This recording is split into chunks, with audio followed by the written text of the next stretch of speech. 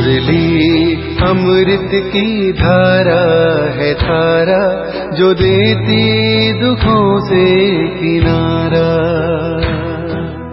मुरली अमृत की धारा है धारा, जो देती दुखों से किनारा। भूले जीवन में हो जाए शिव बाबा मुरली में समझाए। भूले जीवन में हो जाए शिव बाबा मुरली में समझा। ओम शांति। आज की तारीख है 3/3/2023 की साकार मुरली। बाबा के महावाक्य। मीठे बच्चे, जब स्वच्छ पौधों पर 5 विकारों की मैल चढ़ती है तब भ्रष्टाचार बढ़ता है। अब तुम्हें श्रेष्ठाचारी बनना और बनाना है। प्रश्न: श्रेष्ठ बनने के लिए श्री शिव बाबा की श्रेष्ठ मत कौन सी मिलती है? उत्तर: श्रेष्ठ बनने के लिए बाप की श्रीमत मिलती है। बच्चे, कम से कम 8 घंटे मेरी सर्विस पर रहो। 8 घंटा भल उस गवर्नमेंट की सर्विस करो, लेकिन 8 घंटा मुझे याद करो। बस अब दर्शन चक्कर फिराओ, साथ साथ शंख ध्वनि करो। सबको कहो कि गृहस्थ व्यवहार में रहते कमल फूल समान रहकर बाप से बरसा लो। गीत। किसने यह सब खेल रचाया? किसने ये सब साथ सजाया? अपने आप सभी कुछ करके अपना आप छिपाया। अपना आप छिपाया किसने? कोमल कोमल प्यारे पौधे, कोमल कोमल प्यारे पौधे, धान पान मतवारे। ओम शांति। मीठे मीठे बच्चों ने गीत सुना। बच्चे पहले बहुत ही सत्युग के सुख भोगते थे, बहुत मस्त थे। खुशियां ही खुशियां थी। सिर्फ भारत ही था और कोई खंड नहीं था। भारतवासी यथा राजा रानी तथा प्रजा सब बहुत मज़े में थे, खुशी में थे। कभी कोई भ्रष्टाचार नहीं होता था। सतयुग में देवी देवता श्रेष्ठाचारी थे, जिन्हों की कितनी महिमा गाई जाती है। महिमा यथा राजा रानी तथा प्रजा सबकी होती है, फिर माया आकर चटकती है। यह भी ड्रामा बना बनाया है, जिसको अच्छी रीति समझना है। बाप के सिवाय कोई समझा ना सके। बाप ही भारत और विश्व को सदा सुखी शांतमय बनाए। सब कुछ करके फिर खुद छिप जाते हैं। यह किसकी महिमा है? परम पिता परमात्मा की। भारत में जब स्वर्ग था तो देवी देवताओं का राज्य था, सतो प्रधान था, दुख का नाम निशान नहीं था। फिर आधा कल्प बाद रावण राज्य हुआ। सत्युग के देवताओं के लिए गाया जाता है संपूर्ण निर्विकारी मर्यादा पुरुषोत्तम। वहाँ तो कभी भ्रष्टाचार हो नहीं सकता। वहाँ तो श्रेष्ठाचारी थे। पौधे जो स्वच्छ थे उन पर 5 विकारों की मैल चढ़ने से भ्रष्टाचार होते होते अब पूरा भ्रष्टाचार हो गया है। राजा रानी तथा प्रजा जो श्रेष्ठाचारी थे वह सब अभी भ्रष्टाचारी बन पड़े हैं। गाते भी हैं, मुझ निर्गुण हारे में कोई गुण नाही, आप ही रहम करो ओ गॉड फादर। रहम मांगते हैं देवी देवताओं के आगे जाकर, कहते हैं हमको ऐसा बनाओ। ड्रामा को तो जानते नहीं कि वह फिर ऐसा कब बनेंगे। तो तुम श्रेष्ठाचारी थे, भ्रष्टाचारी का नाम नहीं था। इस समय सभी मनुष्य भ्रष्ट बन पड़े हैं, यथा राजा रानी तथा प्रजा। अब भ्रष्टाचारी से श्रेष्ठाचारी कैसे बन सकते हैं, यह कोई नहीं जानते हैं। यह है ही पतित दुनिया, भ्रष्टाचार होना ही है। अब बाप कहते हैं जो कुछ समझो वह फिर औरों को समझाओ। बाप की महिमा गाते हैं, अपने आप सब कुछ करके अपने आप छिपाया। निराकार भगवान को आना जरूर पड़ता है। शिव जयंती मनाते हैं, कैसे आते हैं? अभी तुम बच्चे जानते हो, शिव है पतित पावन। उनको आना ही तब है जब सारी सृष्टि पतित बन जाती है। उसको आकर पावन बनाना है। दो चार को तो पावन नहीं बनाएंगे ना। यथा राजा रानी तथा प्रजा पावन थे, फिर अब यथा राजा रानी तथा प्रजा पतित हैं। अभी तो राजा रानी है नहीं, जानते हैं राजे लोग थे, अब उन्हों के राजाई है नहीं। ब्रिटिश गवर्नमेंट थी तो साहूकार लोग जमींदार आदि धन देते थे। कोई ने 20-30 हजार दिया तो टाइटल मिल जाता था। बाबा अभी अनुभवी है। शिव बाबा ने भी अनुभवी रथ लिया है। ऐसा वैसा रथ थोड़ी लेगा। बड़े बड़े राजाएं होते हैं तो वह घोड़े बहुत फर्स्ट क्लास रखते हैं। जानवरों में भी कोई कोई बहुत अच्छे होते हैं, जैसे ऊंट कोई बहुत अच्छे होते हैं। बैठो तो जैसे एरोप्लेन चलता है। कोई तो ऐसा होता है जो बहुत डंडे लगाने पड़ते हैं। तो बरोबर यह भारत 5,000 वर्ष पहले स्वर्ग था, यह तो मशहूर है। क्रिश्चियन लोग भी कहते हैं क्राइस्ट से 3,000 वर्ष पहले स्वर्ग था, तो बरोबर कलब 5,000 वर्ष का हो गया। खुद ही कलब की आयु बतलाते हैं, फिर सत्युग को लाखों वर्ष कहते हैं। ऐसी ऐसी पॉइंट्स बाबा समझाते हैं जो धारण कर दूसरों को समझानी है, परंतु समझाते नहीं। अभी तुम बच्चे जानते हो, बरोबर हम श्रेष्ठाचारी थे। यथा राजा रानी तथा प्रजा श्रेष्ठ थे। शेर बकरी इकट्ठे जल पीते थे। वहाँ कंस, जरासंधि, हिरण्यकश्यप आदि कुछ भी नहीं थे। हिरण्यकेशव आदि को सतयुग में और श्री कृष्ण को फिर द्वापर में ले गए हैं। रावण को त्रेता में ले जाते हैं। सब असुरों के अलग अलग नाम दे देते हैं। कुंभकर्ण आदि भी सब असुरों के नाम हैं। अभी है आसुरी संप्रदाय अर्थात आसुरी मत पर चलने वाले। अभी बाप आकर के श्रीमत देते हैं, जिससे तुम ब्राह्मण से देवता बनते हो। परमपिता परमात्मा ब्रह्मा के मुख कमल से ब्राह्मण देवता और क्षत्रिय धर्म की स्थापना करते हैं। दूसरा कोई धर्म वहाँ होता नहीं। सत्युग त्रेता में तो दूसरा कोई धर्म स्थापन हुआ नहीं है। दोनों युग की एज तो एक जैसी 1250 वर्ष है। सतयुग में देवी राज्य है, त्रेता में क्षत्रिय राज्य है। सूर्यवंशी और चंद्रवंशी, यह सूर्यवंशी और चंद्रवंशी राजधानी किसने स्थापन की?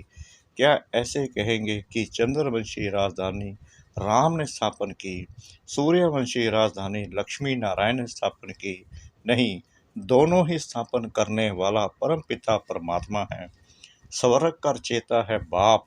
सत्युग त्रेता की रजाई रची है, गाया भी जाता है परमपिता परमात्मा ने ब्रह्मा मुख से ब्राह्मण देवता और क्षत्रिय धर्म रचा। बाप कहते हैं यह जो तुमको ज्ञान सुनाता हूँ, यह फिर प्रायलोप हो जाएगा। इस्लामी बौद्धि आदि जो धर्म स्थापन करके गए हैं, उनका नाम रूप देश काल आदि तो नहीं भूलेंगे। उनको तो सब जानते हैं ना। यह देवता धर्म में कैसे स्थापन करता हूँ, यह ज्ञान सब भूल जाएंगे। द्वापर में फिर कितने धर्म स्थापन हो जाते हैं। एक ही इस्लामी बौद्धि धर्म में यह सैकड़ों हो गए हैं। आपस में कितना लड़ते हैं। अभी तुम जानते हो बाबा कैसे सब कुछ करके अपने आप को छिपा लेता है। स्वर्ग में जो देवी देवताएं थे, उनको फिर माया आकर चटकी। पूरे बेगुन बन गए हैं, गाते भी हैं मुझ निर्गुण हारे में कोई गुण नाही। तब तो गुणवान देवताओं की पूजा करते हैं। बड़े बड़े राजाओं के पास अंदर महलों में मंदिर रहते हैं, पूजा करते हैं। ऐसा कोई राजा नहीं होगा जिसके पास मंदिर ना हो। अब बच्चे जानते हैं शिव बाबा की श्रीमत पर चलना है, कदम कदम पर श्रीमत लेनी है, तब ही सो देवी देवता बनेंगे, परंतु श्रीमत पर भी चलते नहीं। बाबा कहते हैं कोई भी बात में कुछ मूंझो तो चिट्ठी लिखकर पूछो, बाप को याद करो। माया ऐसी है जो स्वर्ग स्थापन करने वाले परम पिता परमात्मा को याद करने नहीं देती। बाबा जानते हैं तूफान बहुत आएंगे, परंतु चिट्ठी लिख पूछना चाहिए। इस हालत में क्या करें, बच्चे की शादी है, इस हालत में क्या करें, कोई मरा है, क्या करें, मत लेनी चाहिए। श्रेष्ठ बनना है तो श्रीमत पर चलना है। श्री कृष्ण की मत तो हो ना सके, श्री कृष्ण पतित दुनिया में कैसे आ सकता है। श्री कृष्ण की आत्मा खुद अंतिम जन्म में राजयोग सीख रही है। सिर्फ श्री कृष्ण की आत्मा ही क्या, जो भी देवी देवता घराने वाले हैं वह ब्राह्मण बने हैं। कदम कदम श्रीमत पर चलना है। बाप कहते हैं जितना हो सके बाप को याद करते रहो, तुम्हारे पापों का बोझा बहुत है। भल कोई गवर्नमेंट सर्विस में है, 8 घंटे गवर्नमेंट की नौकरी है, बाकी जो समय है उसमें याद करो, कम से कम 8 घंटा तुम मेरी सर्विस करो। बाप को याद करो, सब दर्शन चक्कर फिराओ, शंख ध्वनि करो। कौन सी, सबको कहो गृहस्थ व्यवहार में रहते कमल फूल समान रह करके बाप से बरसा लो। बाप स्वर्ग रचते हैं तो स्वर्ग का बरसा मिलना चाहिए। भारत ही स्वर्ग का मालिक बनता है, अभी तो नरक का मालिक है। नरक में दुखी होते हैं तब बाप को याद करते हैं, परंतु जानते नहीं कि बाप क्या देगा। बाप के लिए कहते हैं सर्वव्यापी है, भीतर ठिक्कर में है। बाप कहते हैं तुमने कितनी भूल की है, परंतु यह भी ड्रामा में नूंद है, अब उनसे बाहर निकलो। यह भक्ति आदि करते करते तुम तंग हो गए हो, अभी भक्ति भी भय विचारी हो गई है। मौत आकर सामने खड़ा है तो श्रीमत पर चलना चाहिए, परंतु बच्चे ऐसे बाप को भूल जाते हैं। माया रावण का राज्य कैसे चलता है यह भी कोई जानते नहीं। रावण का बुत जलाते हैं, यह पीछे रिवाज निकला है। रावण को जलाते हैं, परंतु हर वर्ष रावण बड़ा होता जाता है। आगे 10 फुट का बनाते थे, फिर 15 फुट का बनाया, फिर 50 फुट, एकदम छत जितना लंबा बनाते हैं। बुद्ध का भी बहुत बड़ा चित्र बनाते हैं। इतने बड़े मनुष्य तो होते नहीं, जास्ती में जास्ती मनुष्य 6 फुट होंगे। लक्ष्मी नारायण भी इतने ही होंगे, ऐसे नहीं वहाँ आयु बड़ी होती तो बड़े बन जाते हैं, नहीं, मनुष्य मनुष्य ही हैं। जैसे अभी देखते हैं भिन्न भिन्न वैरायटी है, कोई काले कोई कैसे। भारत में सुंदर भी थे, अभी श्याम बने हैं। सुंदर बनाने वाला है बाबा, वह भी हसीन मुसाफिर, वह तुमसे बात कर रहे हैं, उनको भूलना नहीं चाहिए। इनको यानी साकार को भल भूल भी जाओ, हमेशा समझो बाबा हम सजनियों को खूबसूरत परिजादा बनाते हैं। कहते हैं ना, एक तालाब है जहाँ डुबकी लगाने से मनुष्य परी बन जाते हैं। अभी तुम समझते हो ज्ञान सागर द्वारा ज्ञान की परी बन जाते हैं, अभी तो नरक की परी होना। भल कितना भी कोई फैशन करे, पाउडर आदि लगावे, फिर भी है तो नरक में ना। कोई से भी पूछो यह स्वर्ग है वह नरक है, कहते हैं साहूकारों के लिए स्वर्ग है। स्वर्ग नरक को भी जानते नहीं तो श्रीमत का ख्याल रखना चाहिए। श्रीमत को भी जानते नहीं, जिसने इतना श्रेष्ठ बनाया उनका नाम रूप गुम कर दिया है। गाते हैं तुम मात पिता हम बालक तेरे, अब माता किसको कहा जाता है यह तुम जानते हो। जरूर जिसमें बाप प्रवेश कर रचना रचते हैं उनको माता कहेंगे। यहाँ तुम समझते हो हम प्रजापिता ब्रह्मा की मुख वंशावली हैं, शिव बाबा के पोत्रे पोत्रियां हैं, तो बाप के भी नाम हैं। बीच में बाप दलाल जरूर चाहिए, जो तुम पोतरे पोतरियां कहलाओ। दादे से बरसा लो तो यह दलाल है, इनसे बरसा नहीं मिल सकता। इनको भी बरसा शिव बाबा से लेना है, शिव बाबा की मत पर चलना है। तुम्हें ब्रह्मा के द्वारा शिव बाबा से बरसा मिलता है, परंतु बाबा कहते हैं तुम इनको भी भूल जाओ। शिव बाबा से तुमको मत लेनी है। शिव जयंती मनाते हैं, परंतु बिल्कुल जानते नहीं। स्वर्ग बनाने वाले बाप का यादगार गुम कर दिया है, नरक बनाने वालों के यादगार रख दिए हैं।